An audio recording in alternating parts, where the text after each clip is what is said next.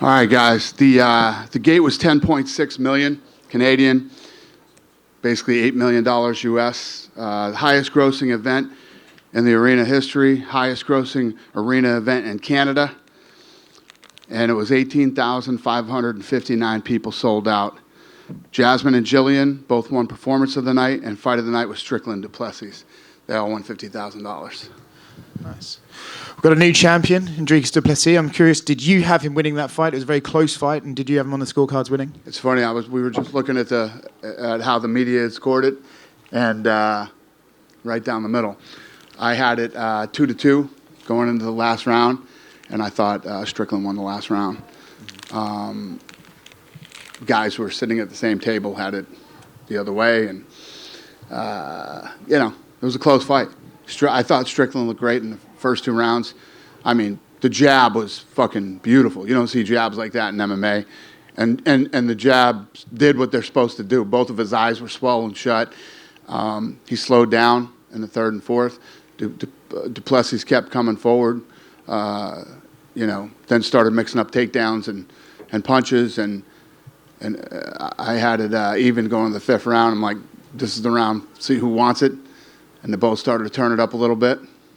It's one of those tight fights. But I'm also one of these guys, I believe you have to take it from the champion.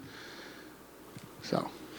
Sean Strickland's an interesting thing, right? Like, some of the things he says piss a lot of people off. I'm sure it can't be great for sponsors, but clearly this week he has become a massive star for the UFC. So with that in mind, do you want to give him an immediate rematch because it was such a close fight, or what do you want to do with Sean next? I don't know. I mean, eventually these two are going to end up fighting again, I'm sure. But we're not thinking about an immediate rematch right now. Okay. Dricus did call for Israel Adesanya. I know that everyone asks you about the UFC 300 main event every day at this point, I'm sure. But is that something that could potentially happen? I'll have UFC's 300's main event for you soon. Give us a hint. Huh? Give me a hint. No. Okay. New champion for the women's bantamweight division. Raquel got the job done tonight. What did you think of their fight? Yeah, I've been close to Raquel for a long time, probably 10 years. And one of the things there's many things I love about Raquel. One of the things that drives me crazy about Raquel is she does not listen to her corner ever. She literally never listens to her corner. It's amazing. She keeps winning. You stay in the middle of that octagon and you throw. You let your hands go. You don't get into the clinch with Mayra. It's just. But she won. I'm happy for her. She's been at this for a long time.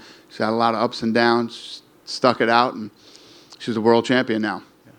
You mentioned, you said before, like, one of the best things about your job is getting to put the belt around people's waists when they have been fighting for it for a long time. With her, she's been doing this forever. Is it just a nice thing? Yeah, and we're super close. So, yeah, to see her win a world title and, it's awesome. 2 more for me. Du Plessis, obviously South African. I know UFC Africa is something you've wanted to do forever. Could he be the guy that takes you there? Absolutely, positively can be the guy. Okay. Yeah. And last one outside tonight's event, there was reports that the Saudi event's been pushed back to June. I'm curious if that's true. And what about the reports where it was because of a disagreement over the card? Total bullshit. That's a straight out fucking lie. I don't know who started it or how it started, but not one fight was announced to Saudi. Not one fight was announced to him. I called and asked to push the card back. Yeah, because we had a couple of guys that we want on the card, and they weren't ready. So, listen, you know how we are. We want to deliver. And if we're going to Saudi Arabia at the level that these guys do things, and it's a fight night, but we want to make it the best fight night we've ever done. So, anybody who came out and said it was because the card wasn't good is a fucking liar.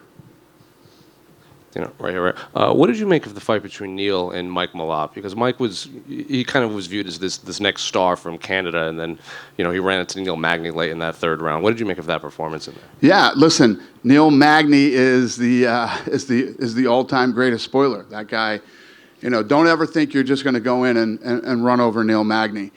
And tonight he proved it again.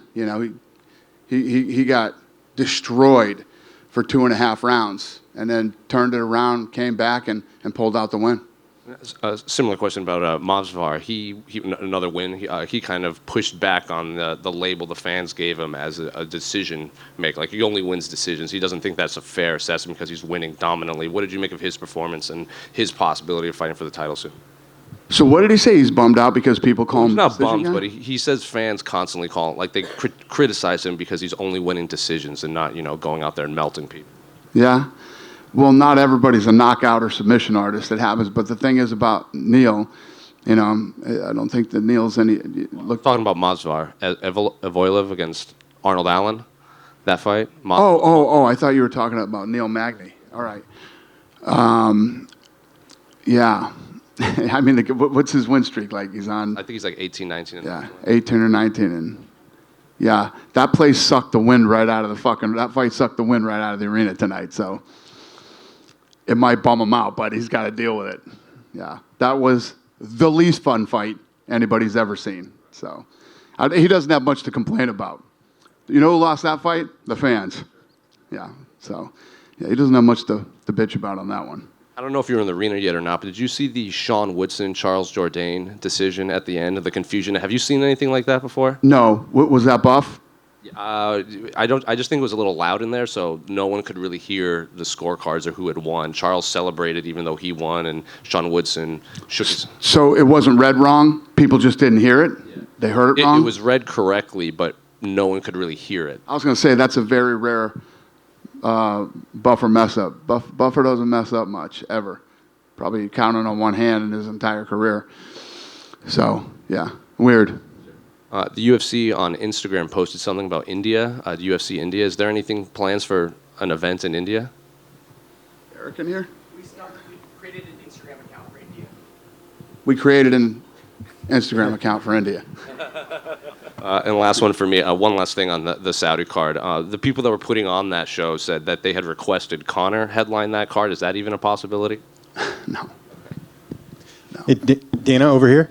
But I love it, though. You know what the thing is with Saudi Arabia? These guys are like, bring us the best you got, and we'll pay for it, and we'll do this, and we'll do that. Listen, for us, it's not about the money or any of that stuff. We always want to put on the best possible card that we can. We've been that way since day one. And when you go into a place like Saudi Arabia that does it at a level that they do it, we want to deliver. Dana, just your thoughts on Jasmine Jasvidius on the undercard. She had to fight up a weight class after her opponent. It seemed like she couldn't make the weight, and she goes out there and gets a really dominant performance, a big strike differential. Just what did you think of the way she handled things this week and going out there and getting the win? Yeah, so I talked to her after the fight, and she was like, I'm still pissed off about this whole thing, and she comes in overweight and she does this and that. Yeah, I mean, what was it was like 288 to 4. Yeah. It's a pretty good performance, yeah. And it looked like, once again, Toronto really, showing up here for the card the whole week. Everyone was buzzing. You heard the crowd here tonight. Any update on any potential Canadian dates for the rest of the year? Canada has been very good to us for many, many years. I love this place, and yes, the answer is yes. We'll be coming up here from Toronto to Vancouver. We're going to cover the entire country and get back to, business as usual as it was back in the day with Canadian fights. Is it possible you could go back to Vancouver again this year? You've gone there a lot, since COVID, and it seems like it's always a good crowd and a good turnout. Yeah, I mean, I could see us going all over the country, not just Vancouver and Toronto. And just one more thing on the undercard. Jimmy Flick got a pretty big win here tonight. His opponent missed weight, gets the win. His contract is run up. Is he someone you're looking to maybe re-sign it for the flyweight division? Absolutely. Dana, if I get you over here, Sean Strickland, the story of the week, maybe the story of the last year, 14 months. There was a bit of a scuffle earlier this week. Some comments he made, some offensive comments, caused some public backlash. But I know you're not in the policy of policing your fighter's speech. But was there any discussion with UFC, ESPN, Bud Light, any sponsors about like how to kind of handle this situation? Zero. At the same time, from the people in Toronto, from the fans, he received maybe one of the loudest reactions I've ever seen live. It was almost like Conor McGregor asked, "What's your impression of his star power right now? Like, does he always have to be fighting in front of crowds now? Can he still go to the UFC Apex? How do you view his drawing power?" Yeah, obviously, I mean, you heard the gate and all that stuff. That's a combination of UFC coming back to Canada and the main event. But yeah, I mean, he can fight anywhere. I mean, any of these guys can fight anywhere. Sean Strickland was never not an issue that we thought he couldn't draw anywhere, or we don't ever really think like that. We put on the best cards that we possibly can, and you roll into a city and we do all the bells and whistles, and we hope that the fighters do their job and deliver. Did you get the sense from this week though that he's one of your top guys now? Yeah, he's a star for sure, and I think now the way that this stuff works is now, Dricus wins tonight, wins the title, and I've been talking about Africa, and maybe we start looking at South Africa and start looking at arenas and possibly doing a fight down there this year. Yeah, by the end, the crowd was going bananas for both guys. It was an amazing reaction. Just last one. Unfortunately for us Canadians, we had 9 Canadians fight, only 2 won, 0 for 7 for the guys. What's your impression of that? The return to Toronto, to Ontario. How are you kind of feeling about, especially compared to Vancouver, where all the Canadians won? How was the energy kind of different? I did a scrum yesterday with the media before the weigh-ins, and this is exactly what I said. You come in, to a big hometown, home country, whatever you want to call it, fight with the crowd, the pressure, the this, the that. Tonight was a big test for these guys, and here we are. Dana here to your right. First of all, I don't know if you saw it, but the City Tavares rematch, the split decision in the end. What were your thoughts on that? The media scored it 100% for City. Yeah, I had a lot of people blowing me up saying he got screwed in that fight. I don't know. I don't really have an opinion on it. I didn't score it. I didn't watch it closely enough to have an opinion. But you're not the first one to tell me that. Considering it started in the Contender Series and they're 1-1, could you envision a point where they maybe finish that trilogy? What's the question? They started out on the Right. Contender Series, right? So they're 1-1 Right. now. Would you consider doing a third fight for them down the line? And this was the one that we were supposed to squash the whole controversy. Yeah. That didn't work out too well. I don't know. We'll see what happens. And I know you kind of answered this somewhat, but when the trash talk between Sean and Dricus got a little dark there with the child abuse and then the brawl at 296, did you ever consider going to those guys and saying, hey, this might be the one time you need to tone it down? This might be the one time you need to what? Tone it down, the trash talk? I don't tell anybody to do anything. I don't try to control any other human beings in any way, shape, or form. They do it I say it all the time, we're in the fight business, and, if you get your feelings hurt that bad, you probably shouldn't ask the type of questions when you know the answer you're going to get from Strickland. Let's start there. You know what I mean? If you ask him, you know who he is, and if you ask him a certain question, he was baited in that question. I'm not, sorry, my mistake. Not referring to that question, just, Strickland got a little... I know what you're saying. Okay. I know what you asked me. It is what it is. It's the fight business, man. Last one for me. You talked about maybe coming back to Canada. We're seeing the Saudi Arabia show this year. Are there any other destinations maybe that you haven't been to before that you'll be going back to this year that you can let us know about?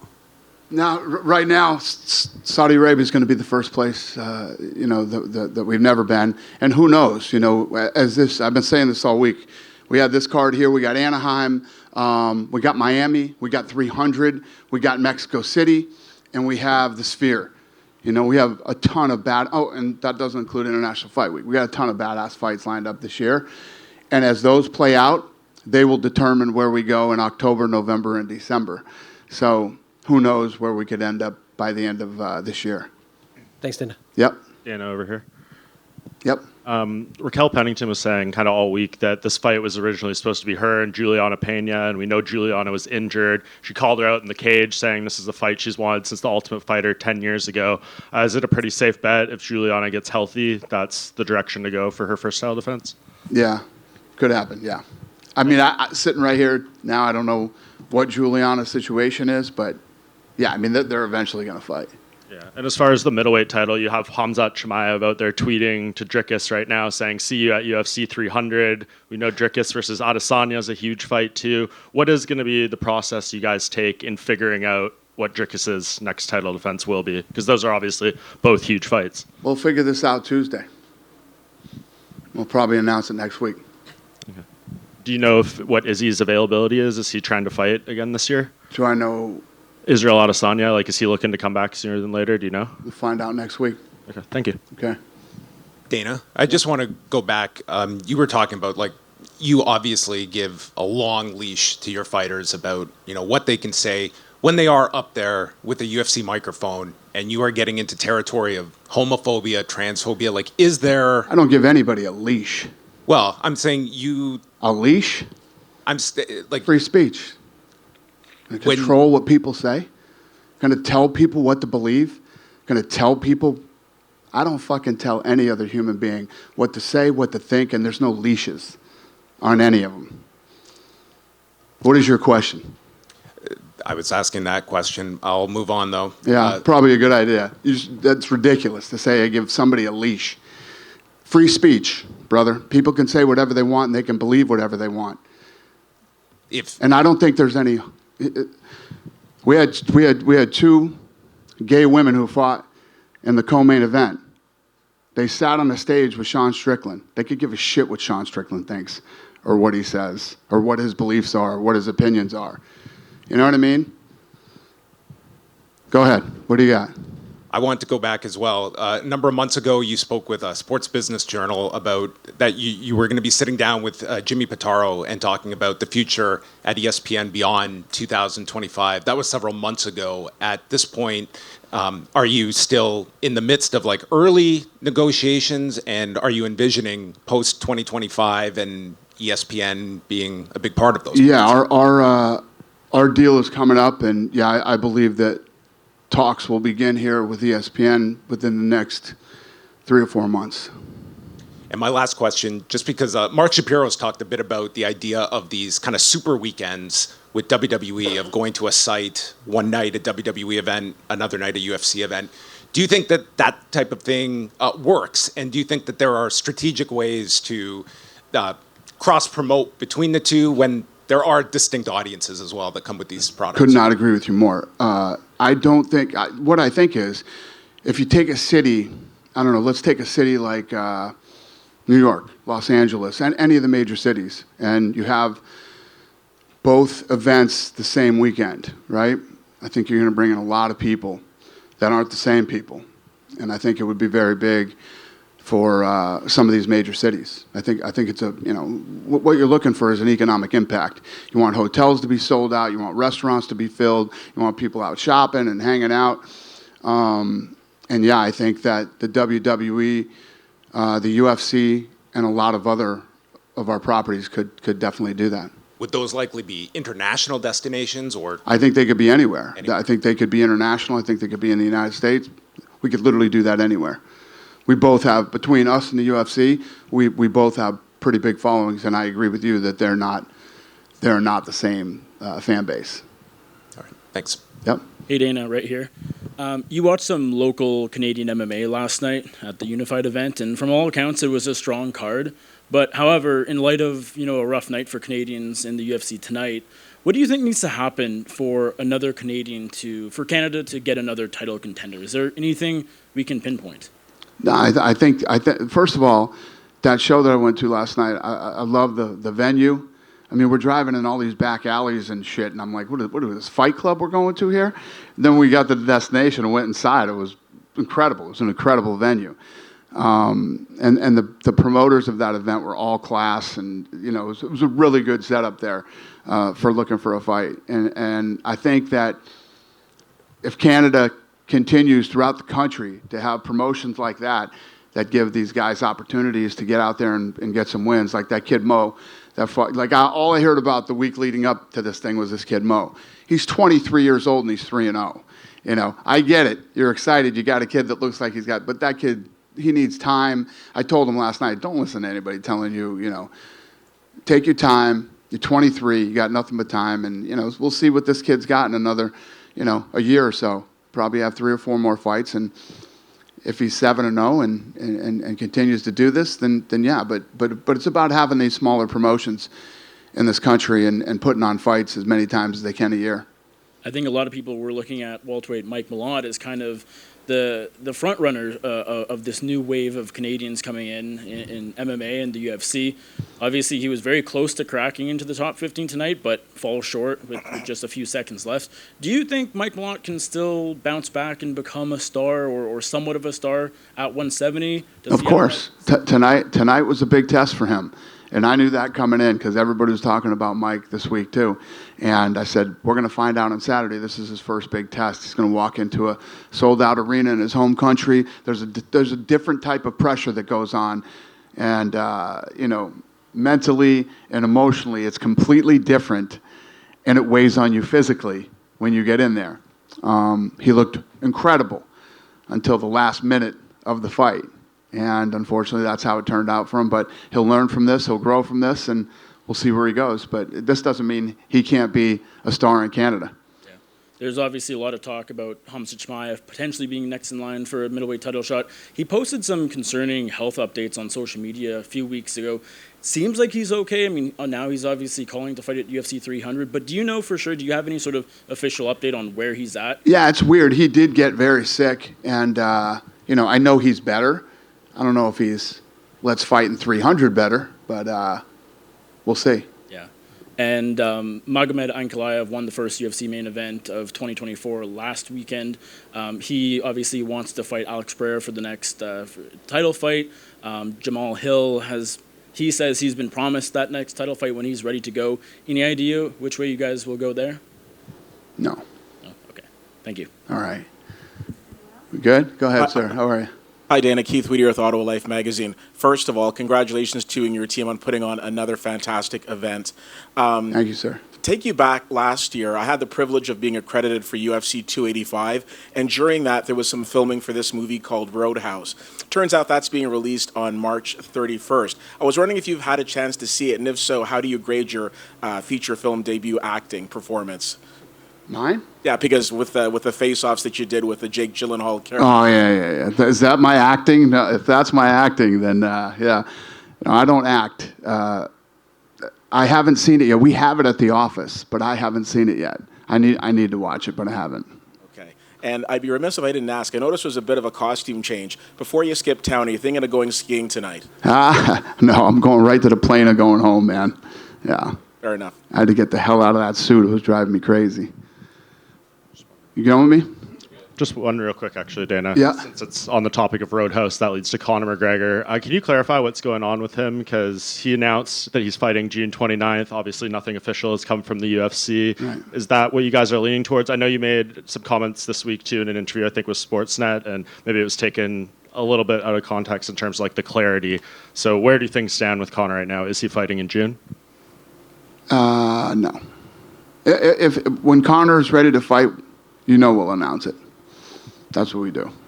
June is a possibility, though? I don't know. Okay. Good? Yeah. What's up, buddy? I just want to say thank you so much for coming to Toronto. I really love you, man. I really appreciate it. Thank you, buddy. Thanks for coming. Have a good night.